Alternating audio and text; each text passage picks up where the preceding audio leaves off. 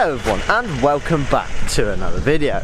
Now, this video, there's some interesting stuff happening and I might explain it to you a bit on the drive, although I know you can't really hear me when Rose's engine is running. But we're just about to pack up and head into town. I've just chucked a few logs in here because you'll know that, you know, I do a lot of wood montages and I cut all of the firewood we use in this van, and when it's below zero it's going 24/7 overnight and everything. So it's a lot of wood to chop, and I finally caved in because I got a lot to do this winter, and I bought a mini chainsaw. So Chelsea's just here and she's about to go pick that up whilst I go into town, if you want. Well, yeah, you're the one that's slower than me. You've got a speed limit, I don't. Yep. Okay, right, let's go. This is another thing that needs fixing. You'll have seen by the title of this video that I'm in a bit of a disaster, as I probably would have called it. Basically, there's numerous things going on with poor dear old Rose. One of them is these steps, because I've reversed with the steps down 3 times now and I've completely bent the runners that I made for it. So I'm going to try and buy some steel C-section, not alley, and try make a Mark II version. So here are the little runners, and as you can see they're completely bent up, and that was Richie who originally helped me build these before the van was even on the road. So yeah, long-term viewers will know of Richie, and also that I've been to his and he's been a bit of a saviour. Dearie me, I really need to sort out a good camera mount in here. Right, so problem number 1 is I'm 20 years old, if you didn't know that already. Most people don't. However, I am 21 in bang on 2 months. As of yesterday, the 15th of December, because my birthday is the 15th of February. Due to said accident last winter, which if you haven't seen that disastrous video, link will be up in the card up here, from last winter's travels. Now, Chelsea's been working all summer and so have I, and we've been really looking forward to getting away over winter. However, my van renewal quote, which is tomorrow, it renews, hence why I'm driving today, is £4,600 for dear old Rose. So, because they took away my no claims. So I am not paying that because that is ridiculous, although it's probably still going to be like 3.5 grand next year when I'm 21, but I'll just have to suck that up. And there's also lots of other jobs that need doing. Right, I'm just going to turn on the radio so I can talk to Chelsea, and I'm just going to put on some music so I can listen to some music. And I'll tell you the details in a bit, but I also need to wipe this windscreen, which is what I was just doing a second ago. So yeah, sorry, this video started a bit all over the shop because I wasn't sure where we're starting and what's going on, but yeah, lots is happening. Basically, long story short, Rose is coming off the road in Scotland, and we're going to do some work, and I'll get into more details in a bit. Ready whenever you are. But we need to go. Right, ready, and just going to turn around. But yeah, let's head into town, do a nice driving montage. It's been so wet.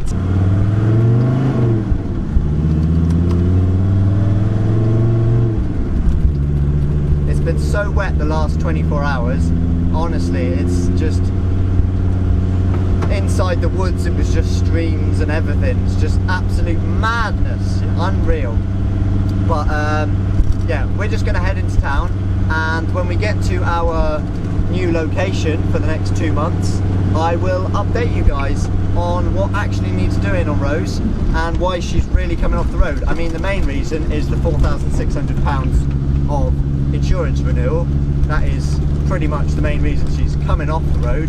But not only that, it's also she's fallen apart a bit, and to be fair, I haven't landed guarded her or undersealed her this winter, and she couldn't do a salty Scottish winter without a proper underseal treatment, so that's another reason. So whoops, sorry, and I will catch you guys when we're parking up.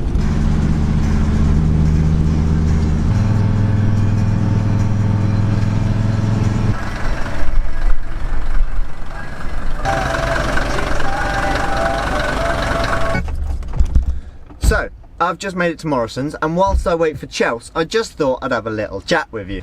This is Rose's last day on the road this year. So, you know, it's a bit of a big deal. It's a bit sad because it was a bit of a last minute decision.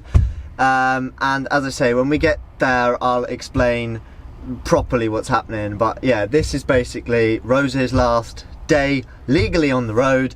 So she'll be coming off for 2 months till I reinsure and tax her, and then before Chelsea goes back to seasonal work, hopefully we can get some little February, March little travels in. But yeah, it's a bit sad to see Rose coming off the road.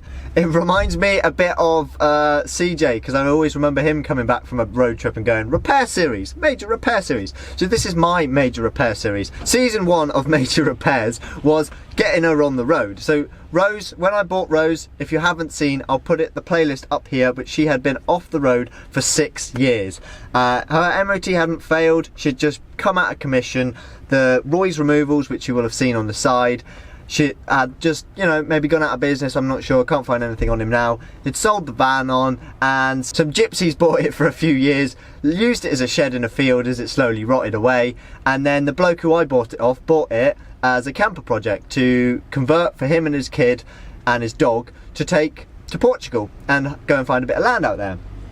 But that fell in, and he bought all new panels for the front of Rose, a new starter motor. He bought quite a lot of bits, but just didn't actually get the camper bit done, and then had to flog it on. And I got it for an absolute bargain because he had to get rid of it.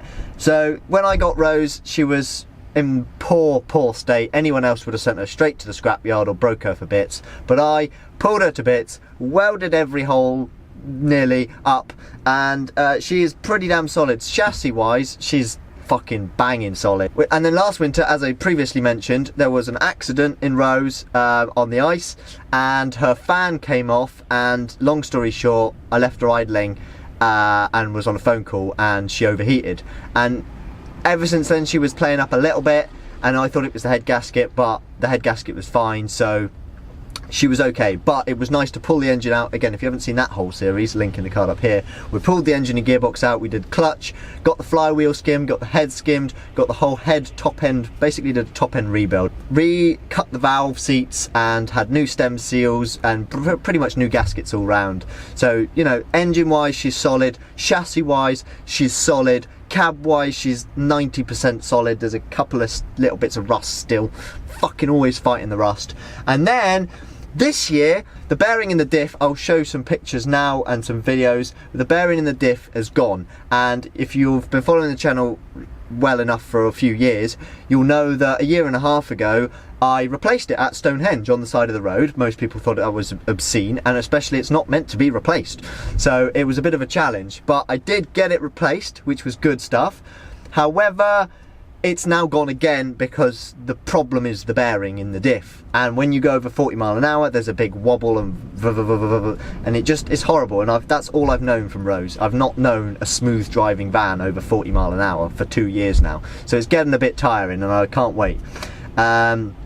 And now the UJ's gone again, it's terrible again, like really terrible again. So it's gonna be nice, peace of mind. I found an axle from the bloke in Yorkshire, but I've actually also found a pair of axles for 300 quid just over in Aberdeen. So I think we're gonna go get that in Chelsea's van later this week, so that might be in this video. However, the other thing that if I'm taking an axle out that I might as well do is the leaf springs. So the rear leaf springs are okay because they're upgraded ones, but they are sitting a little bit flat. But she does weigh quite a lot. I don't know honestly what she weighs. I think it's about the 3.5 ton mark, I'll be honest with you. Oh, here's Chelsea. Hello! However, the front springs are ruined. They are like flat, incurved back to front, so they need doing. So I'm going to buy a full set of leaf springs, which is 500 quid, and a full set of axles, which is 300 quid. If you need a front axle, if your kingpins on your T1 is fucked, I have an axle. Now, the bloke said the van drove fine into the shed, so it should be fine. It's off a 208D, so it should be the same ratio, but I'm not 100% sure, but at this point I don't really care. That's January's job and this month's job, along with a few other bits to do on Rose and possibly Mona as well. But yeah, so not quite as much travelling, but Chelsea's van is still mobile and livable, and we have stayed a night in there, so we can go hiking and do some bits there. But anyway, we're going to pop to the shops, and then once we get to our final spark up, I will give you a little rundown properly of the actual, well, I've kind of done it now, haven't I? But I'll show you properly. Parcels!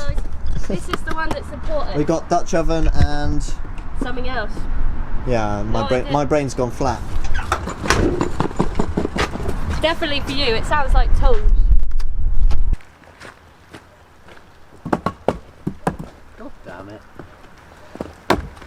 So, hello everyone, it is the next day, and that is because when we turned up here last night, or yesterday evening, it was dark, despite it only being like 4 o'clock. So yeah, this is it, we're here. There is a little barn here, which I think might be quite useful if he's alright with me doing a bit of painting in there, because it's a nice dry space. There's also some power, so if I need to do some welding, that's okay. And yeah, it's a pretty good little spot. So obviously I'm not going to tell you anywhere where it is, but it's quite good, and we're very fortunate to have got it just in time, because my insurance runs out today. Because there's power, I don't really want to be running the engine, so I am going to be putting the van on the power, and well, there's no way to do that yet, so I've got to set that up basically so that I can plug the van in and it can charge the batteries. And there's this useful wood cutting jig here, which is quite useful, so I'm just going to chop some wood on it.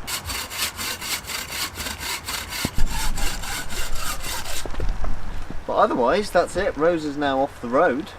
It makes sense because when it's just after my birthday, it's going to make sense for every year, because then the next bracket, when I turn 25, I'll get the benefits straight away basically. So it's going to make sense, and not having my insurance renew in December every time.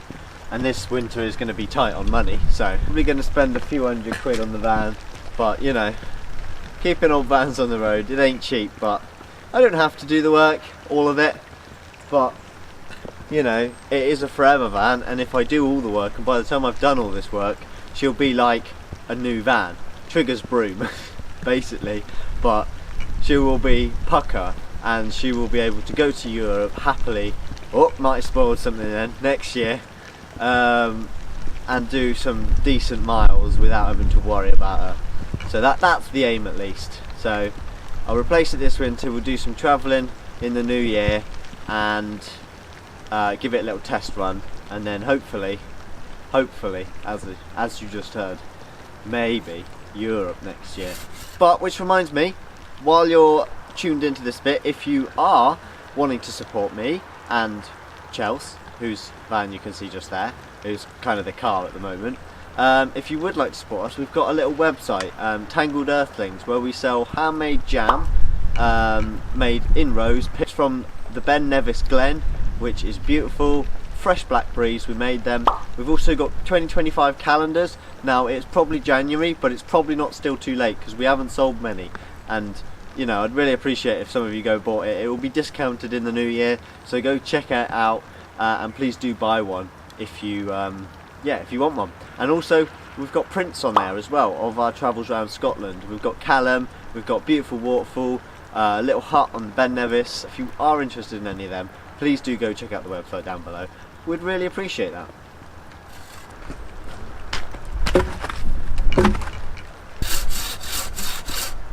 So you'll notice I'm still cutting the wood by hand. The chainsaw I bought was shit. Couldn't even cut through one of these, and I just cut through that in about 30 seconds, so it's not too bad. Now if you've got any questions about this project, because I'm sure there will be a lot, like people wondering why I'm doing it up here and all of that stuff, comment down below and I'll do a Q&A video, because I've never done one of them. So please, if you think of a question, stick it down there, because probably no one else has put it down there. So yeah, please do comment a question down below and I'll do a Q&A on some other video, because I've still probably got a bit of a backlog. But yeah, just comment down below any questions you got as to into the project, and I'll try and answer them as I go through taking off Rose's axles. But anyway, let me just chop this wood and then I'll go and show you actually what's going on Rose. So under the van, if you have a look here, that is my prop shaft and my diff. And if I do this, that's what it's meant to do, is that. However, it's not meant to do this bit. If you have a look there, you can see that that's moving in the wrong place. If you have a look there, because that back ring is not turning, that is just play in the U-chain. Because this is the side that's bad. There you are, you can really see it now. And the problem is because the diff bearing is gone. So if I lift this bearing, you can see that the whole disc is moving, and it's not meant to. So when I lift that up, you can see that whole fucking back ring is moving, and that's not meant to move. And that is because the bearing in the front here has gone, so I'm going to replace the whole axle because my diff isn't the greatest. So this spring pack is an upgraded one. So if you look carefully, if it'll focus, you can see you got one little one in there as well, 2, 3, 4, and then a +1. So yeah, I can't find these anymore because they don't sell them. So I can either buy the 3+1s or get these resprung, but I don't know where to take it up here in Scotland. So I'm not sure what I'm going to do. I might leave these ones and wait and get them resprung. But yeah, we'll have to see. Maybe I'll put in some quotes to see what I'm going to do, because I was going to do a full set of leaf springs, as I said, but I'm not sure. And if you take a look under the front wheel, you can see that these leaf springs, I don't know if it shows very well, but they kind of go up and closer to the chassis and then come back down. They're very, very flat. I mean, look at them. That is flat. And look at the shape of the leaf spring. So yeah, they really need replacing, because look, I've got fuck all clearance there, and in there, in the bump stop, you can see it's sat in the tray it's meant to be above. So yeah, not very good. So next job on the list, we just found these on our walk this morning. Next job on the list is to oil this new pan. Oh, we got, it's another cast iron pan, but this time it's a skillet. So this one doesn't have a lid. I thought I bought one with a lid, but I must have got distracted. But I'm just going to oil it because I haven't done it yet and don't want it to go rusty. So just, it's a bit of a heavy coating, to be fair. Never mind, because you just wipe the excess off with a dry bit of tissue. You want it to not look shiny.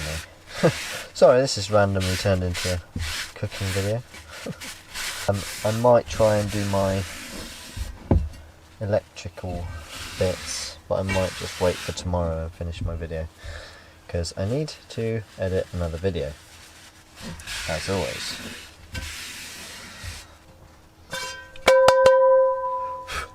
And then I'll just stick that in the burner and let it get really hot.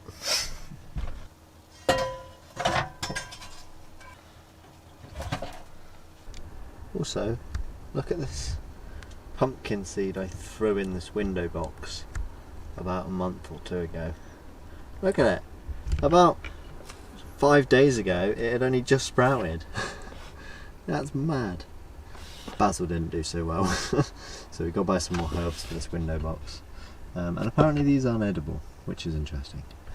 Mint's doing really well though, even though it's still winter. I need to chop it all back so it can grow back, but I'm just trying to save it so I can use bits of it in the winter.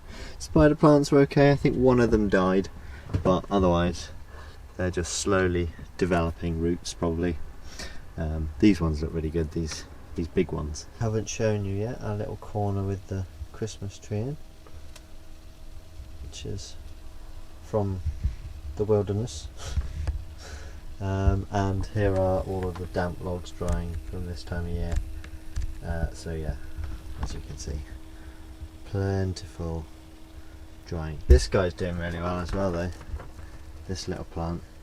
He's growing really nice little shoots, up here and out of here, and these and little new leaves. It's not been so much, but it's been really dark recently. But when it was sunny, it was doing really well. Oh, and the bonsai, look at him. He's gone mad. So yeah, I think we might let him grow a bit before we chop him back, but then we'll chop it back and nicely shape it, make it a cool bonsai. Right, now I've done that, I think I'm just going to edit my video for the rest of the day, but I made some more mince parcels. I don't know if I actually showed making them before, but this is my way of doing the mince pies in the Dutch oven. You just make some squares and squash them down, and then yeah, stick them in. Really good. Oh, don't throw that anywhere. But yeah, I didn't film making that because I'm filming making mince pies loads at the moment. But what I will film next time I make it is I made these really nice Reese's cupcakes. chocolate and peanut butter, basically. Peanut butter and sugar in the middle, and then chocolate on the outside. Really good, really easy, and yeah, next time I make them I will definitely show you guys. But I think that's going to be it for today.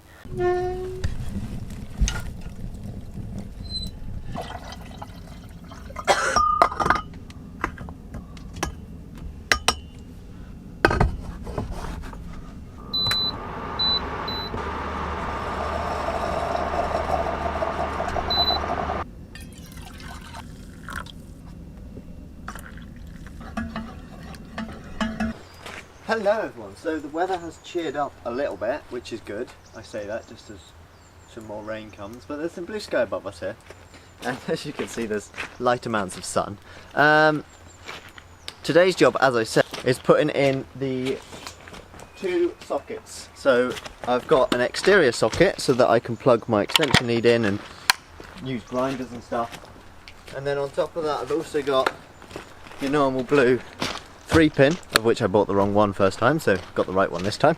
And this is going underneath the van, along with that one. They're both going under the van, so you can't see them because I don't like all that stuff on the box. So this is what's going on under here.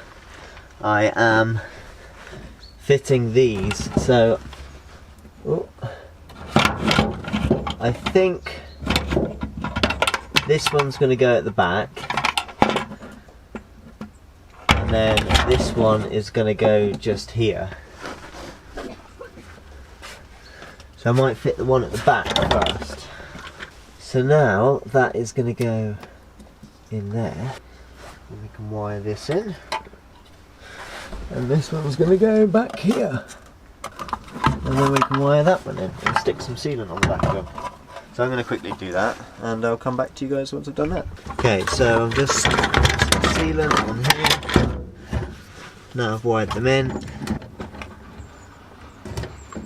and then that is just going to get screwed to the bottom of the box, and there we are, 2 sockets fitted. Now I did fit that a little bit too close. I should have used the cable exit on the back, that little white plug you can take out, but I don't have a waterproofer for it. So yeah, basically if you've got something plugged in, it'll have to be open, but it doesn't really matter because it's under the van in the dry anyway. It's been pushing it down and look, it's still dry, so doesn't really matter. So that's that done. Now that's all the work done outside, and I can go and crack on inside wiring it all into the consumer unit, which is, I'll show you, but I'm not going to film because it's very boring and very tight and annoying, especially with the dog and Chelsea in there as well. But yeah, as you can see, where's looking pretty tidy. It's a little bit rusty around here because it's the bolt, and the bolt started to go rusty itself. But in terms of actual chassis rot, she's pretty tidy. So yeah, anyway, gonna pack up, head on inside, and finish in there. So this is what I'm dealing with at the moment. I've got the consumer unit down there, that white box. Those cables are like the ones I've just put in, and then I've got that switch there, you can see just there. There's a changeover switch, and that's going in the side of the sofa. So it's a big mess, and all the floors up, and dog food's out, and dog doesn't have anywhere to lie down. Tools are everywhere. So yeah, I'm just going to crack on, and I will catch you guys once it's hopefully working. So there we are, the floor is coming back together. One new, so the consumer unit's under there, I've put it all away now, but one new change is this, which as you can see there's a gap there, and that is going to be filled in. I need to redo this bit of plywood. So I've stolen the socket that used to be there, and I've installed this, and this goes from off in the middle to 1, which is inverter, and 2, which is hook up. You flick that one, you hear the beep from the hob. And then here I fitted another socket here, and what this does, oh sorry, my head torch died. And what this does is that switch there, or it doesn't really matter which one, but that, as you can see, turns on the fans and the charger starts charging. But that is charging from the inverter, so we don't want that, because if you put that on, a loss, it uses 50 watts, so yeah. But there's another socket here for another charger one day, but for now, because I've stolen the sockets, we can use this one charging laptops and stuff. So yeah, all good there. But yeah, eventually this will be come in and turn the chargers on when you're on hookup. Yeah, it's not the most ideal, but it works. and make sure they're off when the inverter's on. But anyway, that's me for today. Here on the burner we have some soup that Chels made last night. This was very yummy. I've got for you for today, so I will catch you tomorrow when we're going to pick up these axles.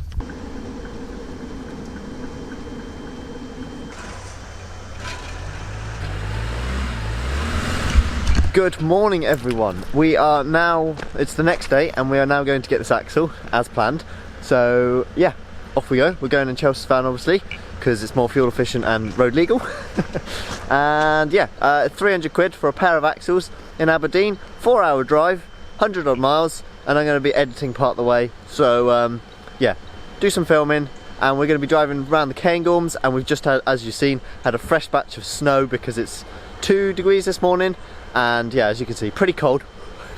And yeah, it's going to be cool driving through the Cairngorms because it's higher ground there, so they get snow sooner basically, and it's colder there. So it's only 2 degrees here, but it's minus on the hills obviously, hence why it's snowing. So yeah, be nice to see some snowy sights. But anyway, I'm going to lock the van and head off to Aberdeen.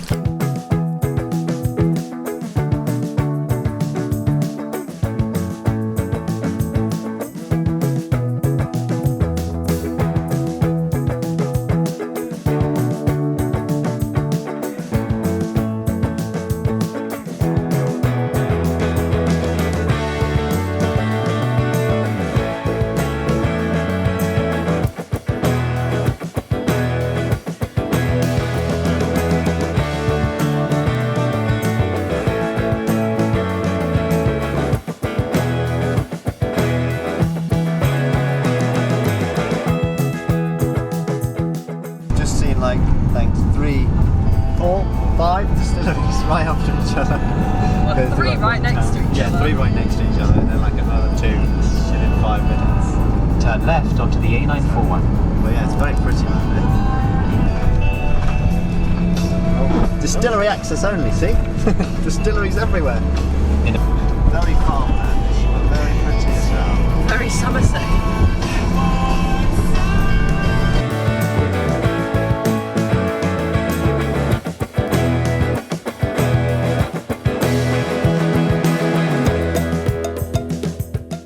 So, axles are in. The axles, they just fit. It was a mission getting them in. Hello Yoshi. Yeah, but we managed to put them in by hand, which is good. And now it's going to be fun getting them back out. Didn't take you long. No, they fit in really nicely. And the bloke's got a really nice T1 in there. 208D. Mint service replica.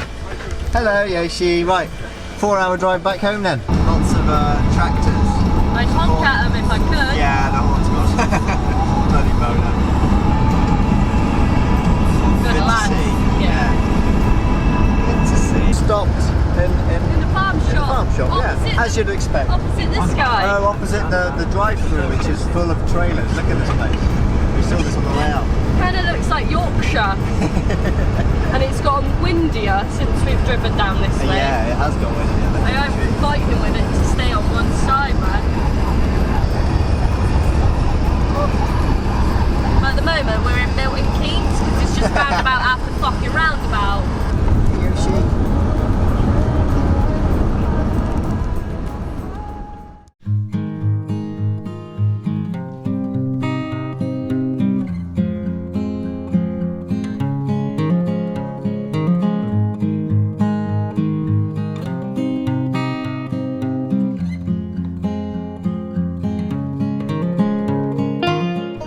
Hey buddy.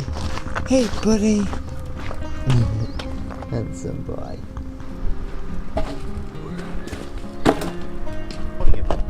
Oh. Camera's a bit precariously balanced in case you didn't notice. So it's a couple of days later now. I've got to chop another log and this chainsaw does work. It just came with a 4-inch blade and a 6-inch they're not blades, chains and bars. A 6-inch bar and a 4-inch bar, and the 6-inch bar, either there's something wrong with the chain or the bar, because basically the chain doesn't cut thick enough, so it just gets wedged. Whereas this one works, but it's only 4-inch, which is really annoying. So I'm trying to get my money back on eBay, but it was only 20 quid, and the batteries work, and they're the same as my jet wash, so it works. But let me show you the axles, because I just realised I never actually showed you them. Hey Yoshi! So I've stored them in this barn for now. So here's the front axle, which as you know I don't need, but that's probably the original paint on those calipers, and look, they're not that rusty. Mine, you could hardly make out the word Brembo on mine. So yeah, these are in a lot better condition. But I'll probably buy a rebuild kit for these with seals and bleed nipples, and refurbish these and stick these on my van, because this has only done 80,000 miles. So I'm hoping to sell this front axle. The kingpins, I believe, are good on it. As I say, it's only done 80,000 miles. It was only on a 208D, so a little van. Here's the rear axle, which is where my slight problem comes in. So the diff, I don't know actually what the ratio is, because it also doesn't have the tag on. But at the end of the day, I'm not too fussed about ratios, because I've got one of the highest ratios, and being a bit of a lower ratio won't be the end of the world for me, so I'm not too fussed. And the only issue is the drums on a 208 are smaller than a 308 and a 310, so they're narrower. My drums are a bit deeper than this, so you get obviously more purchase. So apparently it is as simple as when you're doing all the wheel bearing and stuff and taking all the brakes off anyway, you take the half shaft out with the hub and stuff, and these bolts and nuts and stuff, I think it should come, well, I think they're captive bolts basically, but when you undo the nuts and stuff and you take it out, I think you should be able to take the back plate and everything off, and then I'll be able to put mine back on, which is good, because I re-greased the adjusters at the bottom on mine, and I've got new wheel cylinders, new spring pack, new shoes, everything's new back there, new drums. So yeah, it's just basically strip this one down, grind it back with a wire wheel, get it all painted up. I think I'm going to do most of the painting in Denitral. Laneguard, Denitral and Rust-Oleum are your three best. I stay well away from Hammerite and stuff, even though I've used bits of wax oil on other people's projects. It's cheap, it's there. Slap it on thick, it's fine, and it'll do. But if you're just putting all the time into stripping something back and putting nice paint on, I'd stay away from wax oil, because it just, things can creep under it. At least with Laneguard, it's like a clear translucent coating, and you can, like, if every 5 years or something, you can steam clean it all off, because it basically melts with high temperature, so you can just steam clean it all off, and then start from scratch, and you haven't got all the layers of paint.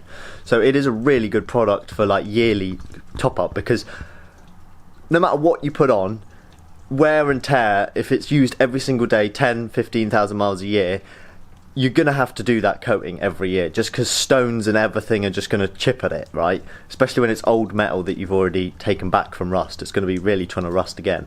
So you want to be topping that up every year. And I've been doing it twice a year, and she looked mint. And then I've only done it once in the last year, and she's already starting to like look rusty again. So like 2 coats a year of Laneguard, and then steam clean it back every 5 years, and start from scratch and maybe paint up some bits that need painting, because then you haven't got that greasy surface. So don't know, that's just the way I see it, and I prefer to, I'm going to stick with that.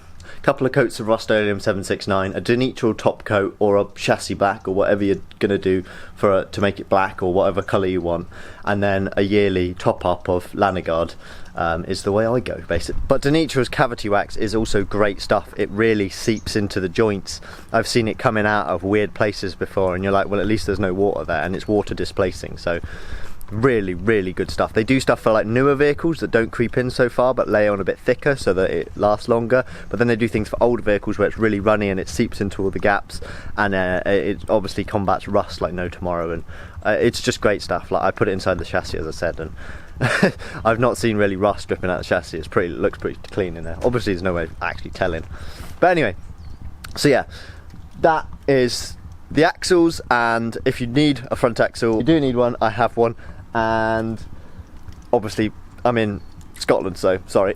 Well, yeah, that is the project. It's Christmas in a few days. It's the 22nd today, so 3 days. It's Sunday today, so Christmas is in 3 days.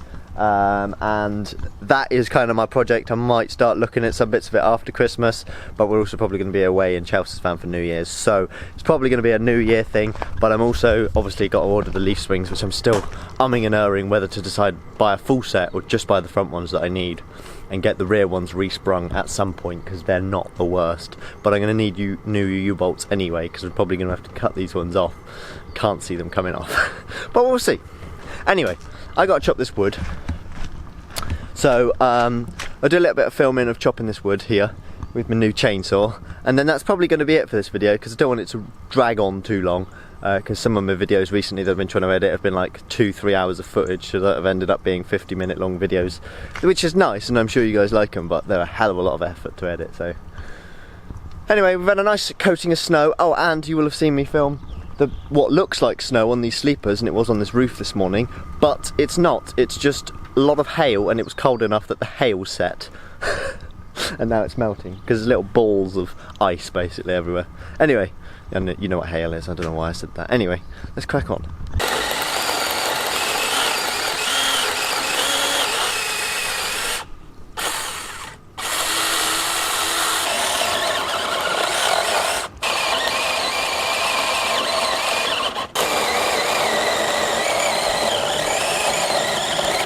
So I've now chopped that wood, and well, here it is. I'm about to light the burner. Now I'm going to dry these bits of bark out because they're really good firelighters once they're dry. So just, oh, here's my tripod.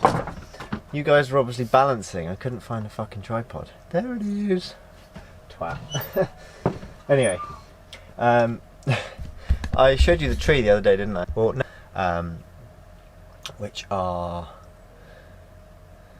Which you'll see in probably the next video, because that'll be Christmas, although I don't know if we're filming much. So yeah, I was just going to wrap this video up by lighting this burner.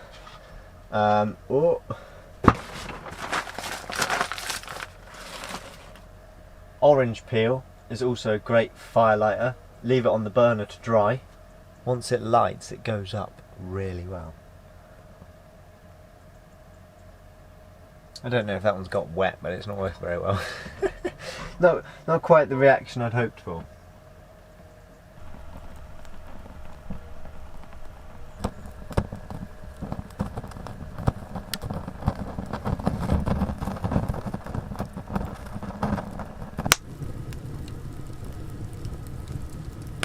So yeah, that's going to be it for this week's video. If you did enjoy it, then please do like the video.